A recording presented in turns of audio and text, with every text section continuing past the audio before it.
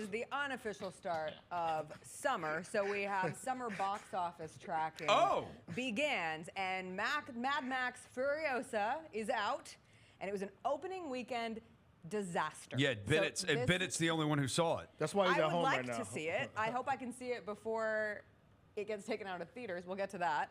But it's the 5th installment of the franchise. It's the prequel spinoff to Mad Max Fury Road, which came out in 2015. This one stars Anya Taylor-Joy and Chris Hemsworth. However, this movie had the worst Memorial Day opening in 30 years. Great reviews, too. $32 million. Lowest box office figures for a holiday weekend since Casper the Friendly Ghost in 1995.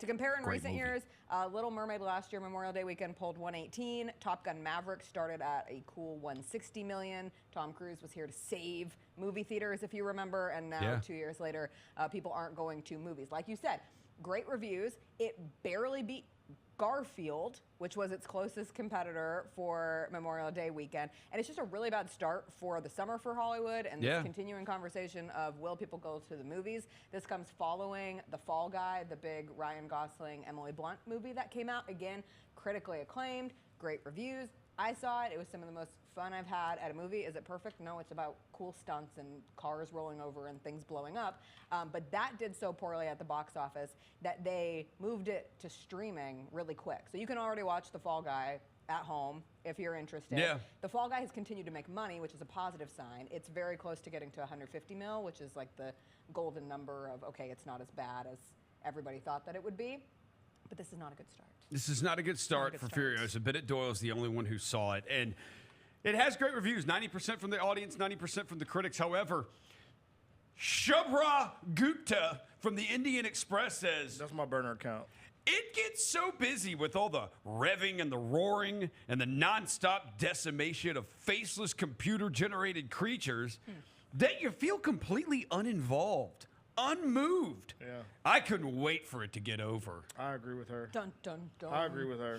Did you see it? Nah, but I agree with her, though. Yeah. I found out that Anya Taylor-Joy, the film star, her first time driving a car was for this movie. She does not have a license. She doesn't have a permit. She cannot tear apart, but she can do stunts in a car. That should not be legal. The Queen's Gambit. The Queen's Gambit. That's what I thought. That's a great show, by the way. It is. That was a great series. It was. That was a great series. She was excellent. What other movies are coming out this summer? Okay, so there is great hope. There's no like Barbenheimer, right? Like last year. Is there a new Iron Man movie? That seems to solve your summer blockbuster thing. Inside Out. Inside Out 2. Yes. So Inside Out 2. Okay, so out June animated 14th. movies. Despicable Me 4 comes out July 5th. I'm there. Twisters, which looks dumb, but will probably get some people, July 19th. Yeah. And then Deadpool and Wolverine, July 26th. Those are kind of being seen as the four potential needle movers. Ryan Reynolds getting 2 shots at these. Yes. And because he was in what the had big Deadpool energy, only it's Gosling, not Reynolds. Oh, yeah, Ryan, whatever. But I'll be very interested. Obviously, Deadpool and Wolverine is a much anticipated Hugh Jackman coming back, the two of them linking together. Hugh Jackman's got it. How old is Hugh Jackman? How old do we think Hugh Jackman is? 55. 50, yeah, I bet 52. He's 55. 55? He looked like Wolverine, like in real life. Yeah. Still popping off on musical theater. Reported alleged affairs when he's on Broadway, and then Good for him. Going into the movies. Good for him. Him and Nicole He has made so much damn money off that Wolverine character. He either does Wolverine he or looks he does just like Wolverine. I will tell you, I have not seen all of these the comic book movies. I have not seen barely any of the Marvel movies. I don't know. It's not something that totally interests me. But I did see Logan, and that movie is freaking awesome. Logan is awesome.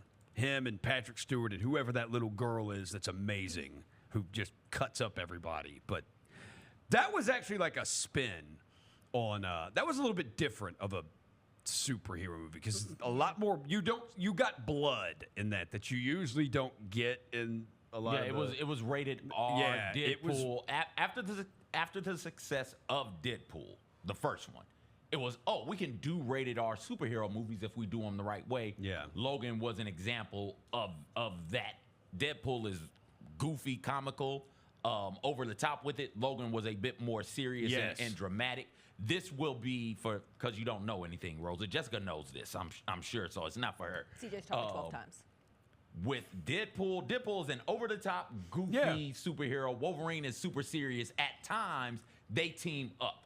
And people have been clamoring for a Wolverine-Deadpool team up since they messed up Deadpool and Wolverine in the first Wolverine movie, right? Deadpool is in that. They mess it up. It's like, okay, let's redo Deadpool and do it right. So now we're getting not just 1, 2. We're finally in the third one getting Wolverine and Deadpool to team up. My only trepidation about Deadpool in the box office, Deadpool Wolverine in the box office is it is rated R. So everybody won't be able to go see it. Everybody won't be able to go see it. The Chris Vernon Show, presented by Caesars Sportsbook, live weekdays at noon